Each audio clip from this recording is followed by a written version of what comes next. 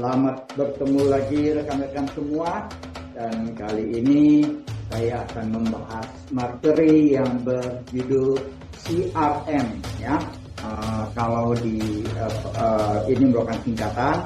CRM itu perpanjangan dari Customer Relation Management ya. Nah, kita mau membahas secara global dulu ya, apa itu yang namanya CRM ya.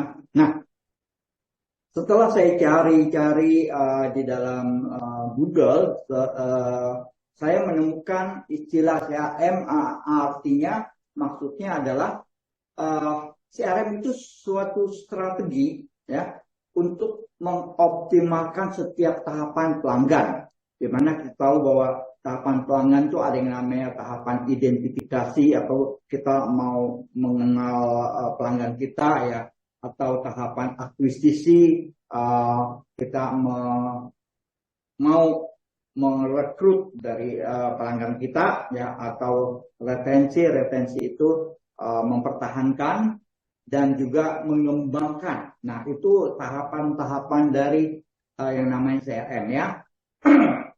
Nah, tujuannya untuk apa CRM? Nah, tujuannya untuk membuat pelanggan kita menjadi yang namanya loyal. Nah, jadi rekan-rekan, di sini kita mempelajari CRM itu gunanya untuk membuat pelanggan kita menjadi loyal, ya. Itu tujuan dari CRM. Oke? Nah, sekarang kita lihat kegunaan CRM itu sendiri untuk apa, ya. Jadi kegunaan CRM pertama itu bisa dipakai untuk yang namanya hunting, ya.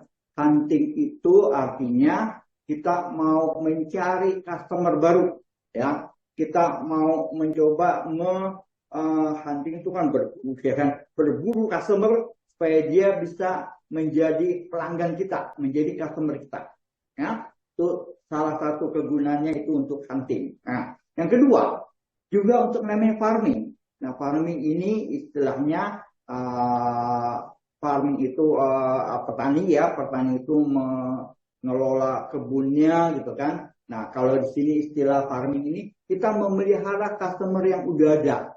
Kita akan membuat customer yang udah ada ini tetap berada di dalam bisnis kita, dia tidak lari ke kompetitor. Nah, inilah gunanya yang namanya farming, memelihara customer yang udah ada di dalam bisnis kita.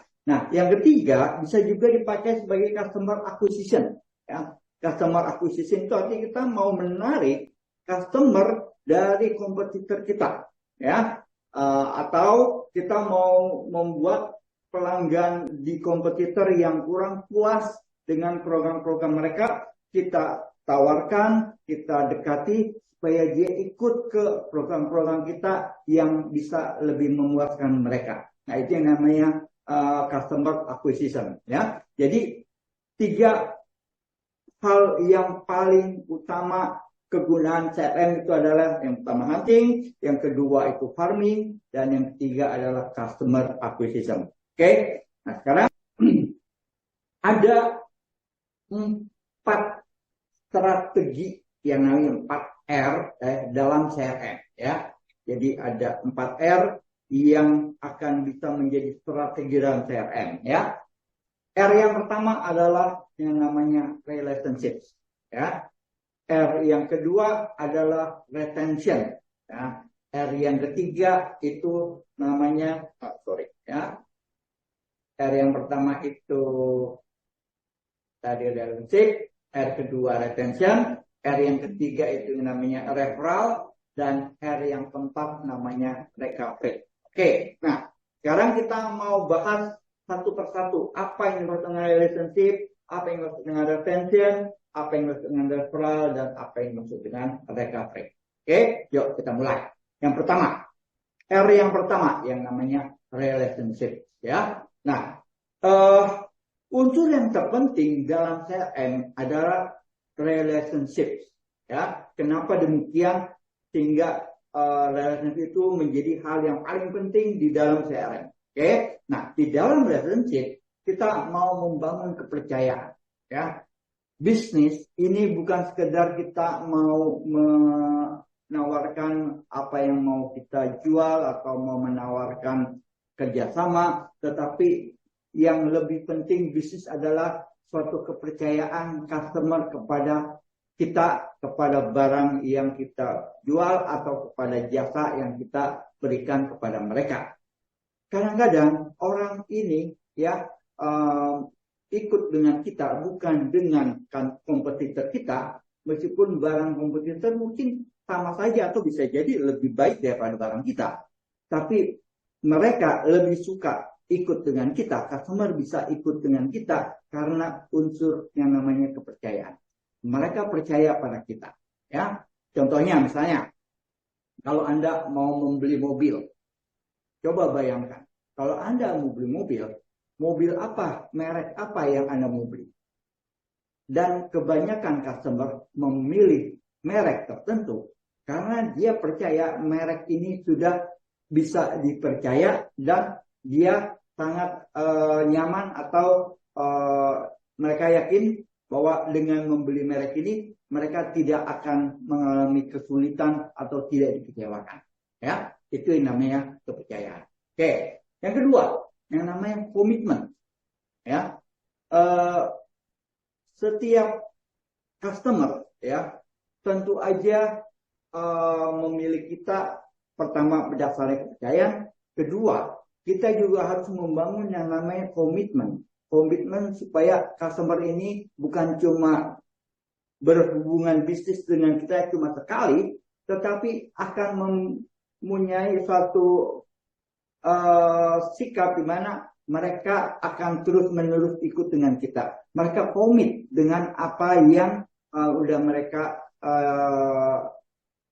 bangun dengan kita, dan kita juga komit akan memberi mereka kepuasan di dalam pelayanan kita, baik produk maupun jasa. Ya, nah itu yang namanya komitmen. Ya, yang ketiga, yang namanya konsistensi, ya. Jadi apa yang sudah kita lakukan ini secara konsisten terus-menerus kita bangun, ya.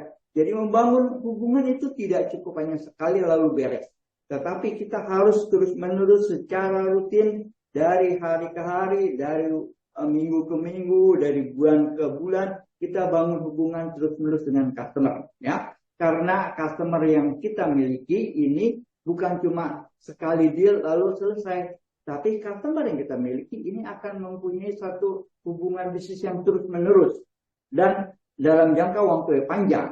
Maka kita harus konsisten untuk membangun hubungan dengan mereka agar mereka tetap bersama dengan kita, tidak pindah ke lain hati atau ke lain customer. Nah, ini yang unsur yang ketiga, yaitu konsisten. Nah, yang keempat, ini adalah memahami. Ya, namanya relationship atau hubungan, kita bukan cuma mau membina satu hubungan dengan customer, tapi kita terlebih-lebih mau membangun hubungan lebih mendalam lagi, yaitu dengan memahami apa yang dibutuhkan customer, memahami apa kesulitan customer, dan kita mau memahami kira-kira customer ini dia bisa kita bantu di bagian mana. Nah, inilah kenapa yang namanya relationship itu menjadi bagian yang terpenting dari CRM, ya. Karena hubungan kita dengan customer bukan cuma hubungan sekedar hubungan bisnis, tetapi lebih dalam lagi, lebih luas lagi, hubungan itu akan menjadi hubungan antar personal yang katakanlah kepercayaan yang kita bangun dan terus menerus, ya. Dan kita secara komit memberikan apa yang sudah kita janjikan dan itu kita lakukan terus-menerus, dan kita mau memahami apa yang menjadi kendala, apa yang menjadi kebutuhan customer. Itu yang namanya relationship, R yang pertama. Nah, sekarang kita akan bahas R yang kedua. R yang kedua yang namanya retention.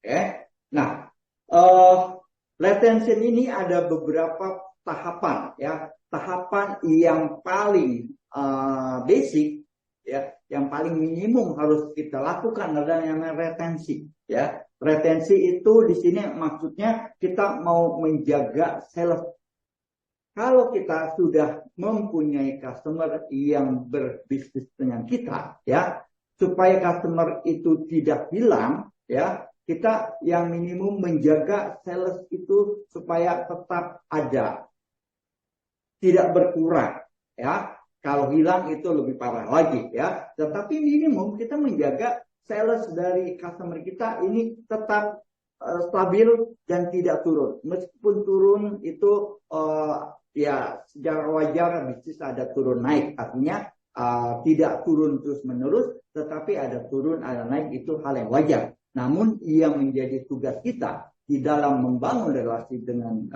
customer itu menjaga supaya sales ini akan tetap pada suatu posisi di mana stabil.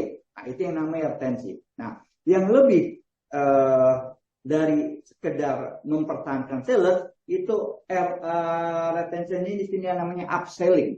Nah, upselling ini kita mau naikkan sales, ya, menaikkan sales dengan menambah jumlah produk atau menambah jumlah program-program yang kita kerjasama dengan customer kita, ya, meningkatkan supaya mereka punya pembelian kepada kita ini menjadi naik, ya. Nah, itu yang namanya upselling. Ya, upselling ini kita berbagai macam cara bisa kita lakukan, ya. Anda sudah punya perusahaan, sudah punya strategi bagaimana caranya membuat supaya sales itu menjadi naik dengan menambah produk baru, menambah program baru, supaya apa yang menjadi kerjasama kita dengan customer kita akan meningkat pula, ya. Itu yang kedua. Nah, yang ketiga, oke, itu namanya cross selling. Apa itu cross selling? Ya, cross selling itu artinya kita mau menaikkan sales dengan menambah item yang berbeda atau item yang fungsinya ini berseberangan dengan yang sudah ada, ya. Misalnya kita misalnya punya produk penambah berat badan misalnya, gitu ya. Nah, kita mungkin akan jual lagi produk lain yang tidak ada hubungan dengan penambah berat badan. Itu misalnya kita mau menambah vitamin. Nah, itu yang namanya cross selling, ya. Nah, ada juga yang namanya link selling. Link selling itu kita mau menjual produk kita yang ada kaitannya dengan produk-produk yang mereka sudah beli ke kita, yaitu link selling, ya. Oke, nah ini yang namanya retention, ya, R yang kedua. Nah, R yang ketiga itu namanya referral. Apa artinya referral? Referral itu artinya mereka customer, ya, kalau mereka sudah puas dengan kita, ya, customer itu punya satu kecenderungan, dia akan menceritakan kepada rekan-rekannya atau kepada koleganya, ya, dan dia akan menjadi customer yang loyal dengan kita. Dengan menjadi loyal, dia akan mereferalkan kita kepada kenalannya, kepada teman-temannya, ya, sehingga kenalannya atau teman-temannya melihat bahwa oh, teman saya sudah puas bekerja sama dengan perusahaan ini, dia pengen juga pengen tahu bahwa oh, kalau gitu saya juga pengen berbisnis dengan perusahaan tersebut. Nah, itu yang namanya referral. Jadi intinya referral adalah pertama kita membuat customer kita menjadi puas, ya. Dengan puas dia akan menjadi loyal dengan kita, ya. Sehingga kalau dia loyal, dia akan menceritakan kepada rekan kenalannya untuk bisa juga ikut dengan kita karena dia sudah merasa puas. Nah, itu yang namanya referral, ya. Nah, yang keempat, yang namanya recovery. Apa itu recovery? Nah, recovery ini ada dua, ya. Yang pertama itu aktivasi. Aktivasi artinya apa? Ya, kadang-kadang kita dalam pendekatan dengan customer, ya, butuh waktu yang lama, ya kan? Nah, setelah customer berhasil kita dekati dan dia bergabung dengan kita, ada beberapa customer yang belum mulai bisnisnya atau belum mengadakan transaksi. Nah, di sini yang kita harus lihat lagi, mana customer-customer yang sudah mulai bergabung dengan kita tetapi dia belum bertransaksi, kita dekati lagi supaya dia melakukan transaksi. Nah, itu yang namanya aktivasi. Ya, kadang-kadang kita ini bisa aja berusaha untuk menarik customer, tetapi kita lupa membuat sales dari customer yang sudah susah payah kita tarik. Nah, ini yang namanya recovery yang pertama, itu yang aktivasi. Nah, recovery yang kedua itu namanya win back. Apa itu win back? Ya, nah win back ini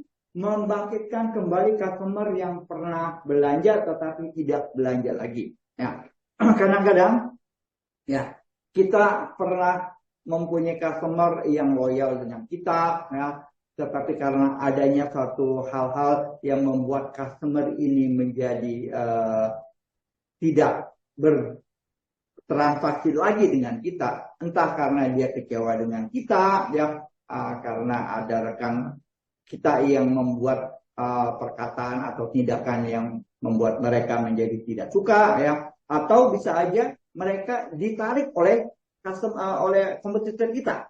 Nah, di sini kita mesti lihat, saya mesti cek mana customer dulu yang memang berbisnis dengan kita, sekarang sudah tidak berbisnis lagi, ya, sudah tidak ada transaksi lagi. Nah, ini namanya win back. Kita akan menghidupkan kembali mereka yang tadinya tidak, yang tadinya berbisnis dengan kita, dan mereka menghilang dari peredaran bisnis kita, ya, tidak transaksi lagi, dan kita akan tarik kembali supaya dia menjadi customer yang loyal seperti dahulu lagi. Nah, itu 4 R yang R keempat, yaitu recovery, ya.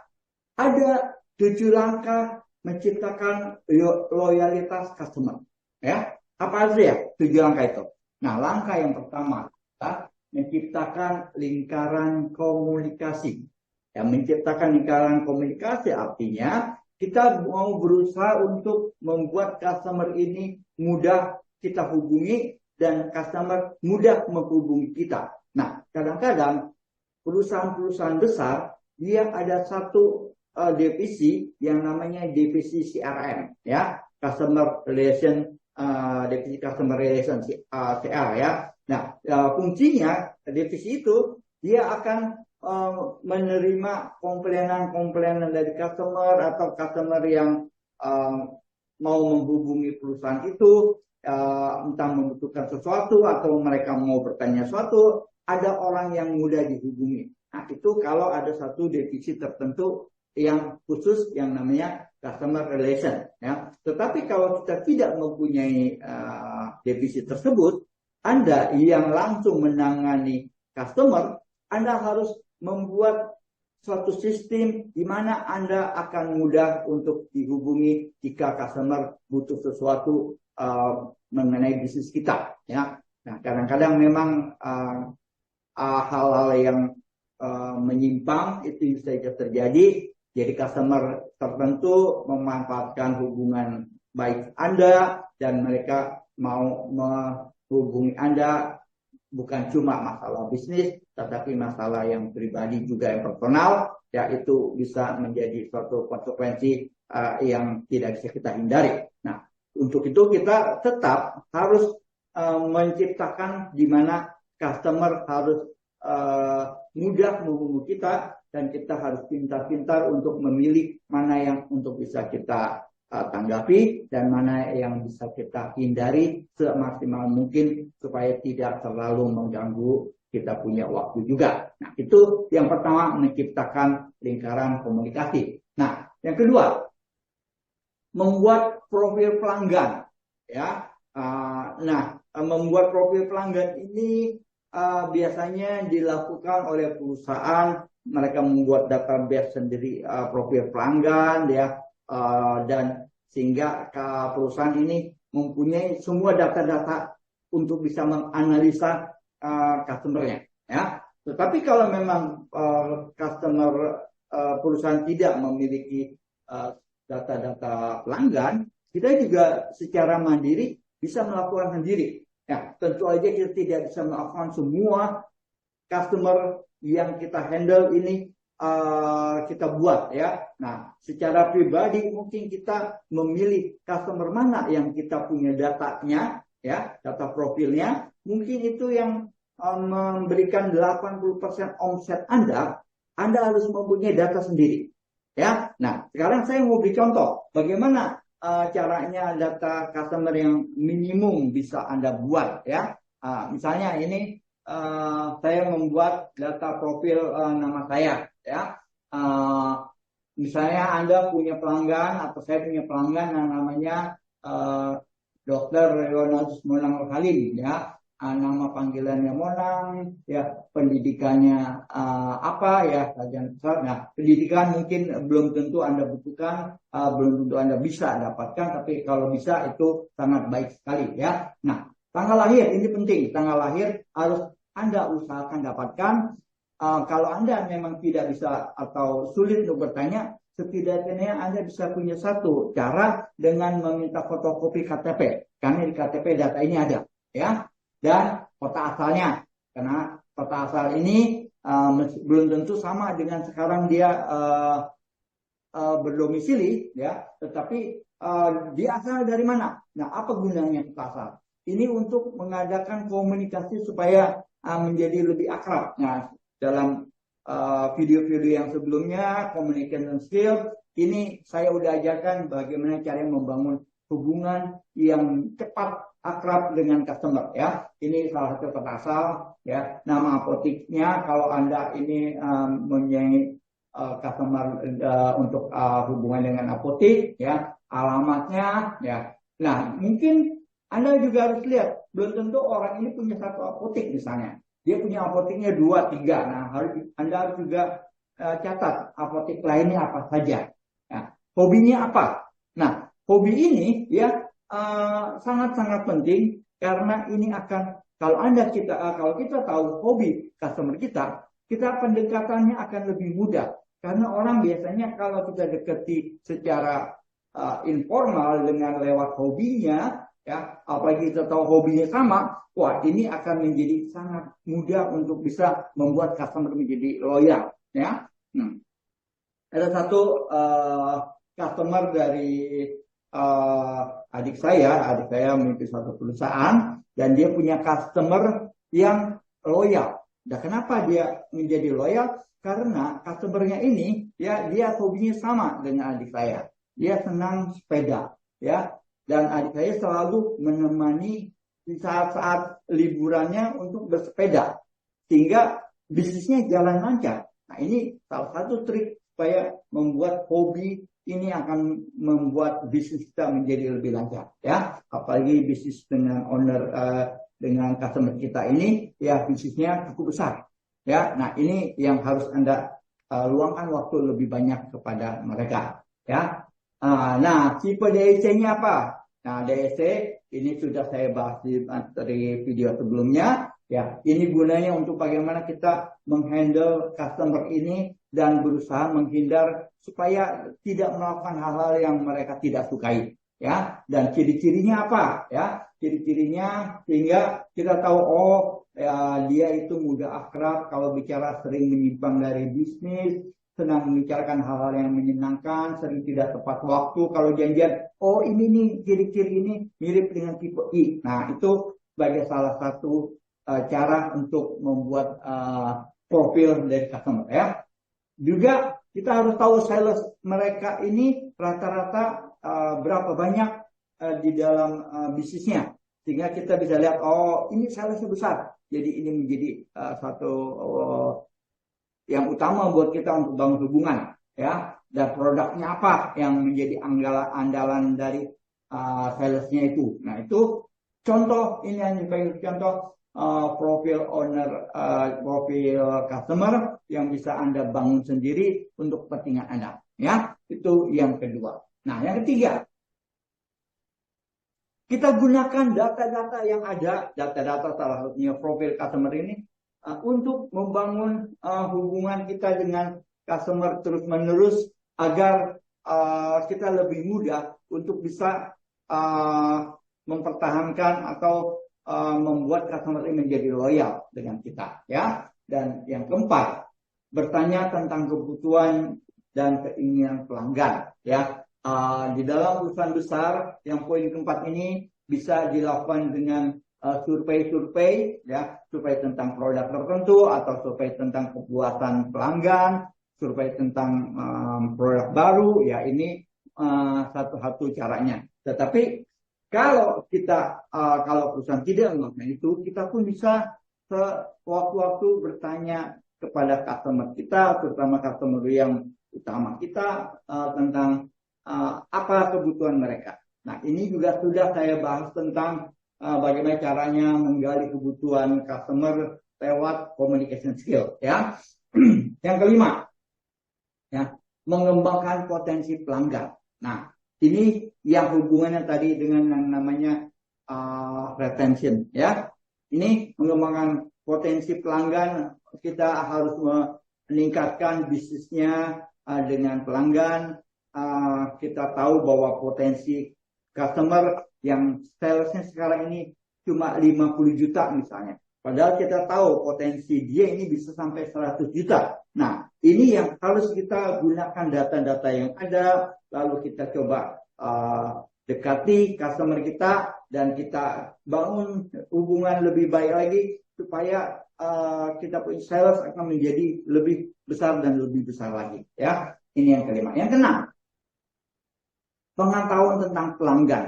Apa artinya pengetahuan tentang pelanggan? Pengetahuan tentang pelanggan itu kita mencari data-data tentang pelanggan. Misalnya kalau apotik, kita cari tentang apotik itu sendiri. Dia barang apa yang paling laku, barang apa yang tidak laku, atau barang apa yang ada, barang apa yang belum ada, ya. Dan mungkin kita bisa membantu untuk mengembangkan apotiknya, membuat apotik menjadi lebih baik atau lebih indah, ya. Itu pengetahuan tentang pelanggan. Bisa juga pengetahuan tentang ownernya sendiri atau tentang karyawannya, dia kebutuhannya apa. Nah, itu yang akan kita lakukan di poin ke-6 ini. Nah, yang terakhir, poin ke-7, menggunakan pengetahuan tentang pelanggan ini terus-menerus, ya. Nah, intinya di dalam customer relationship yang harus Anda lakukan itu membangun hubungan dengan pelanggan Anda dan membangun hubungan menggunakan data yang semakin akurat dan semakin luas, ya, semakin dalam, sehingga dari data itu kita bisa melakukan pendekatan dengan customer kita. Oke, nah, itulah yang membuat Anda harus Anda lakukan 7 hal yang membuat Anda bisa membuat customer menjadi loyal.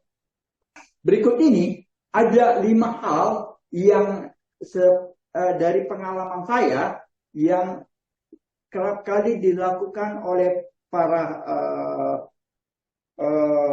mitra bisnis atau orang-orang atau para sales, ya, atau para marketing yang mengadakan pendekatan dengan saya yang membuat saya kecewa. Jadi ini berdasarkan pengalaman pribadi saya dan ini akan saya share supaya Anda jangan melakukan yang sama, ya. Jadi 5 hal yang tidak boleh Anda lakukan kepada customer. Apa saja kelima hal itu? Yang pertama, ya, over promise. Nah, kadang-kadang kita dikejar target, ya, dan untuk membuat kita mencapai target, kita tidak melihat kondisi real di lapangan atau kondisi real customer kita, ya. Lalu kita mau mentargetkan customer kita, tetapi kita berikan target yang tinggi sekali, yang Anda tahu bahwa itu sebenarnya tidak mungkin bisa dicapai oleh customer Anda.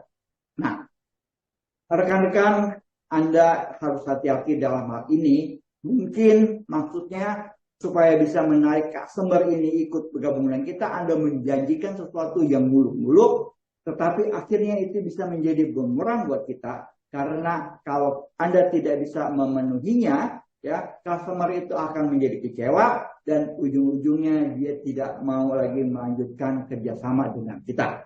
Nah, jadi Anda harus coba pertimbangkan kalau Anda membuat janji dengan customer, Anda bikin janji yang jangan terlalu tinggi, jangan terlalu muluk-muluk, yang over promise, sehingga membuat customer nantinya akan menjadi kecewa dengan kita.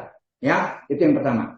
Yang kedua, ya, ingkar janji tanpa memberitahu apa maksudnya. Nah gini, kadang-kadang ya kita eh, sudah berjanji dengan customer, tetapi karena ada hal yang di luar kontrol kita, ya, sehingga kita tidak bisa memenuhi apa yang dijanjikan kepada customer. Nah, hal ini akan sering terjadi, akan mungkin terjadi, dan akan membuat kecewa customer kalau kita menangani dengan tidak benar atau dengan tidak tepat. Ya, nah kalau memang Anda sudah berjanji dengan customer, misalnya Anda berjanji mau bertemu kunjungan, ya tiba-tiba Anda harus meeting ya di jam yang sama, lalu Anda ikut meeting tanpa datang ke customer dan customer sudah menunggu dan dia kecewa karena Anda dianggap melanggar janji, meskipun Anda sebenarnya tidak salah karena Anda ada meeting. Nah, untuk menghindari hal tersebut, yang harus kita lakukan, kita harus memberitahu kepada customer kita sebelum waktunya atau sebelum jam janji kita. Ya, kita berikan alasan kenapa kita tidak bisa datang. Ya, customer pasti akan memahami kalau memang kita tidak bisa menepati janji kita karena hal yang lebih penting, dan kita buat janji lagi, dan setelah kita buat janji kita harus tepati, ya. Dan hal ini tidak boleh kita lakukan terlalu sering. Kenapa? Kalau kita terlalu sering, customer pun akan mempunyai penilaian yang tidak baik dengan kita, ya. Apalagi setelah kita melakukan janji ulang lalu kita tidak menepatinya. Nah, itu yang akan membuat customer akan mempunyai nilai yang kurang baik dengan kita, ya. Itu yang kedua. Nah, yang ketiga, membuat janji mengatasnamakan orang lain. Nah, ini pengalaman saya secara pribadi yang membuat saya kecewa, ya. Pengalaman saya begini, ya. Saya punya satu kenalan, sebenarnya tidak akrab dengan orang ini. Dia menawarkan sebuah bisnis, di mana bisnis yang namanya bisnis trading, ya. Nah, pernah ketemu sekali dan pernah ngobrol dengan enak, dan akhirnya saya merasa orang ini oke, ya. Nah, setelah beberapa lama saya tidak kontak dengan dia, satu saat dia kontak saya lagi dan dia bilang, Pak Monang, ada waktu nggak? Yuk kita ketemu. Nah, karena saya sudah pernah ketemu dengan orang tersebut dan saya ngobrolnya enak, saya janjikan waktu, meskipun waktu saya waktu itu tidak banyak, ya, tapi saya usahakan mau ketemu dia. Dan saya tahu dia mau menawarkan sesuatu yang saya tidak terlalu suka, tapi karena hubungan saya dengan dia itu cukup baik, saya okein aja. Yuk kita ketemu harinya, ditentukan harinya, jamnya, dan setelah jam dan harinya, saya bilang sama dia, saya OTW ya. Iya Pak, saya juga lagi dalam perjalanan. Ya, nah, ketika saya sampai di tempat, ya, nggak lama kemudian saya connect dia lagi. Saya udah di tempat nih. Lalu dia bilang di dalam percakapan itu saya kontak-kontakan dengan WhatsApp. Iya Pak, saya ada di bawah, bentar lagi naik. Ya, lalu beberapa menit kemudian ada dua orang datang dan saya tidak kenal dengan orang itu. Ya, lalu orang itu berkata, Pak Monang ya? Ya, saya Pak Monang. Oh, saya Pak yang dijanjikan oleh si Anu yang mau bertemu dengan Bapak. Loh, saya pikir, loh bukannya mau ketemu, dia bukan kamu. Iya Pak, dia tidak bisa, tapi saya mewakili. Nah, saya saat itu menjadi marah. Kenapa saya menjadi marah? Karena di dalam konteks saya dengan dia bilang dengan jelas bahwa dia yang akan ketemu dengan saya. Bahkan di menit terakhir, dia bilang saya ada di bawah dan saya naik. Dan dia tidak bilang bahwa yang akan ketemu saya adalah anak buahnya atau wakilnya. Nah, ini adalah suatu hal yang kecil tetapi punya dampak yang besar. Dimana kalau kita hanya mau membuat janji dengan customer, dan customer itu hanya kenal dengan kita, tapi kita memanipulasi nama kita hanya untuk membuat ketemu dengan entah anak buah kita atau tim kita, itu akan membuat customer ini hilang kepercayaan. Nah, rekan-rekan, Anda kalau mau membuat janji dengan customer Anda, jangan menggunakan cara seperti ini. Ya, mungkin buat Anda ini tidak masalah, tetapi buat customer Anda yang sudah meluangkan waktu, yang sudah mengorbankan waktu untuk bertemu khusus dengan Anda, dia akan menjadi kecewa.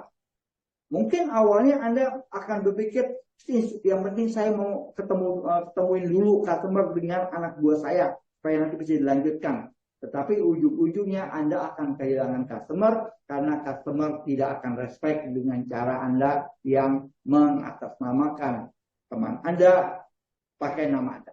Ya, ini maksudnya poin yang ketiga.